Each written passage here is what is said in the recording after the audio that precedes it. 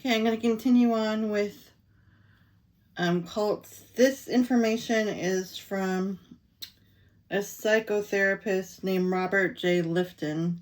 And what he came up with was 8 rules of cults, like basically like he studied them. He studied, actually he's a fascinating guy. He studied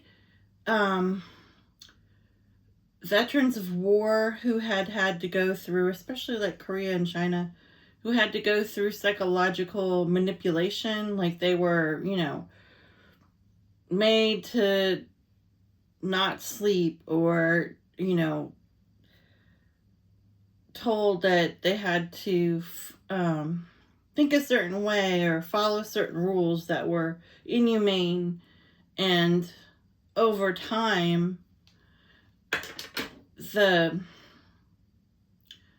sort of the structure of who they were as a soldier, as an independent force from their own background, their own culture, their own thoughts, feelings, ideals for why they were doing what they were doing, they broke it down.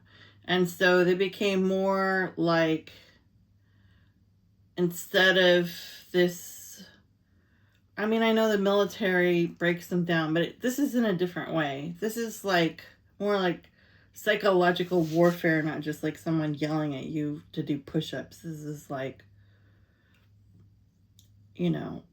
things like, I mean, I don't know if it's as far as waterboarding, but, definitely the sleep deprivation, limiting food, who they could talk to, what they could say, sunlight, daylight, any kind of environmental controls they could have over them to get them to a point where they became more like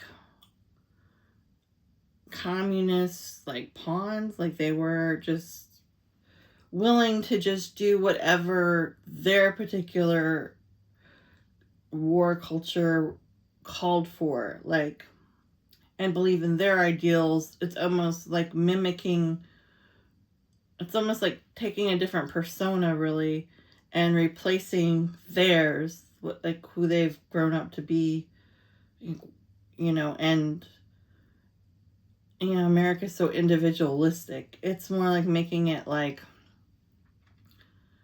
a group think. So they came out just completely different, and yet not necessarily missing who they once were, which is exactly what happens when I've talked about before with like victims of kidnapping, like is that Elizabeth Smart? There are there's many cases. Was it J.C. Dungree?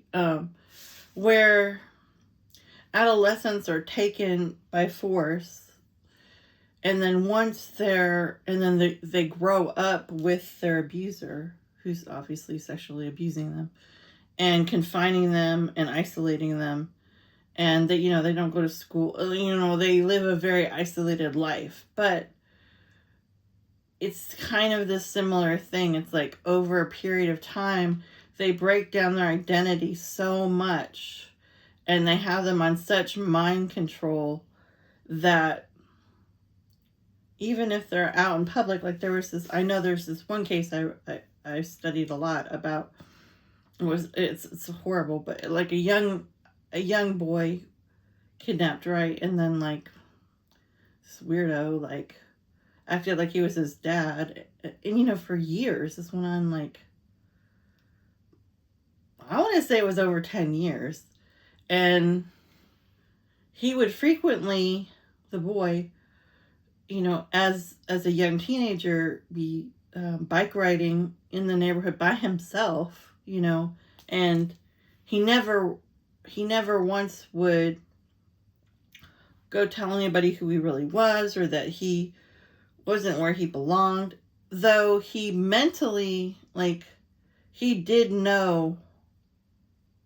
Well, I think Elizabeth Smart did too. They weren't broken down so much they didn't remember their parents or didn't remember their past.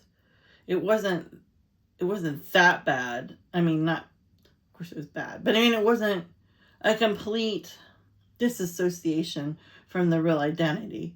But what it did do is almost make it as if, and this is really important, I think, in terms of cults or in terms of domestic violence, whether it's either party, male, female, whatever, or any kind of situation, narcissistic abuse, or any kind of situation where there's a breaking down, a humiliation, a domination of the other for the benefit of the